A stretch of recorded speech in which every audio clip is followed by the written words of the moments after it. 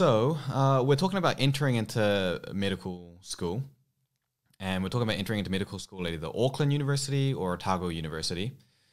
There is obviously a few differences between them, but there are some really important similarities, and I'm going to be talking a little bit more about the major trends and the commonalities from a principal's point of view.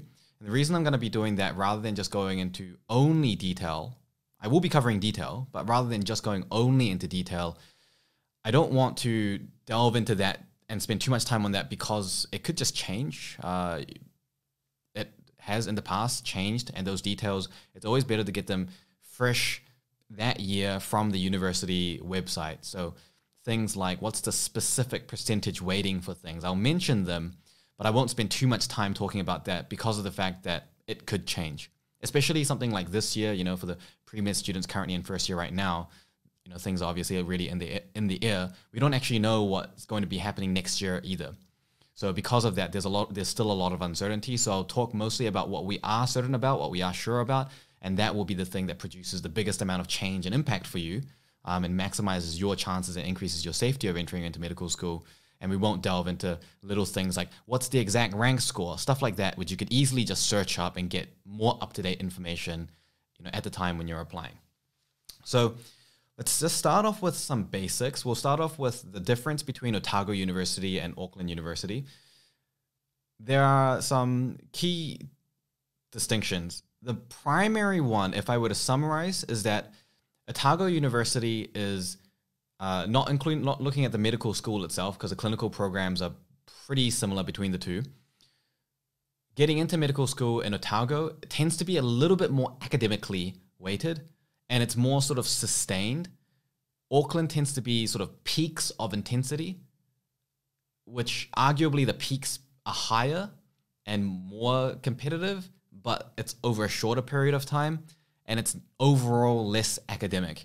And it's simply because of the fact that there's an interview component as well. So I'll go into each of them relatively briefly. So with Otago Medical School, we have first year health science first year. And health science first year is the only undergraduate pathway into it. Health science first year is basically equivalent to biomed at Auckland, which is a common misconception. In fact, I enrolled into health science first year in Auckland thinking it was the same thing. And then only serendipitously over a dinner with a senior medical student family friend was he like, why the hell are you doing that? You should do biomed if you're more into the science stuff. So let me just write some stuff down so that you can kind of keep track. And we'll have a look at this. So we've got Otago. And we've got Auckland. And Otago has health science first year, whereas Auckland has health science first year, and it has biomed. Health science first year is the entry for health science first year into medical school is done based on the combination of UCAT plus your grades. The UCAT at the moment counts for a third of the marks. I think it's 33%.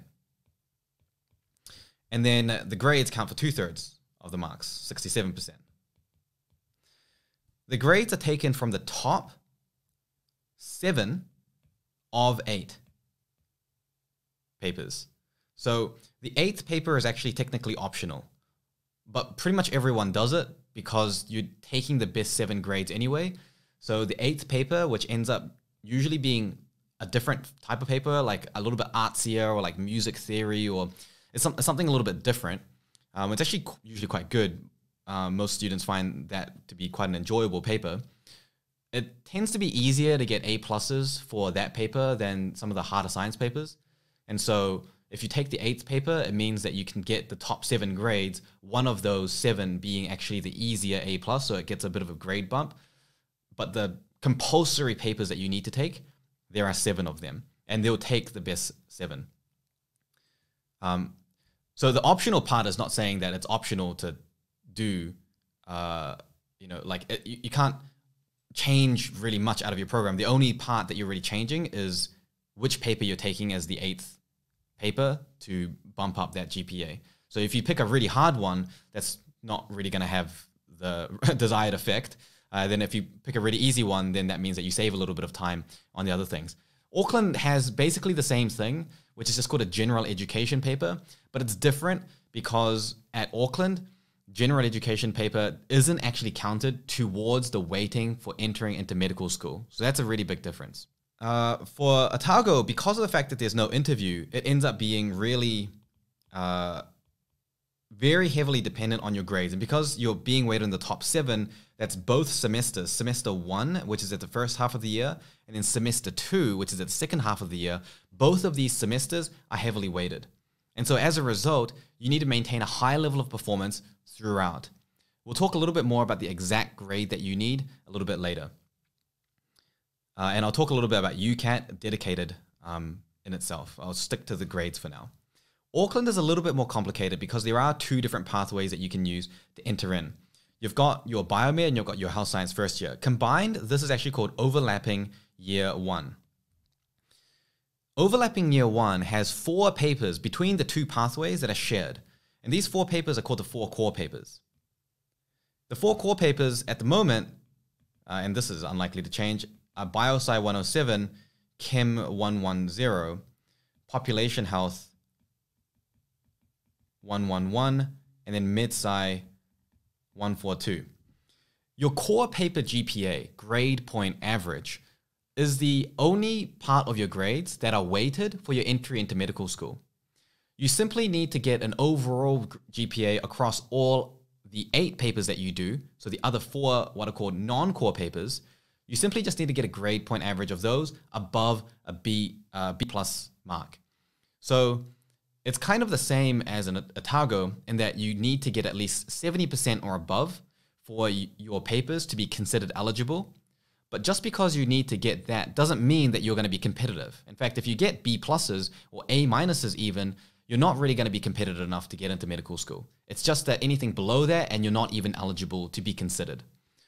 So at Auckland, it ends up being incredibly important for you to do extremely well in the core papers.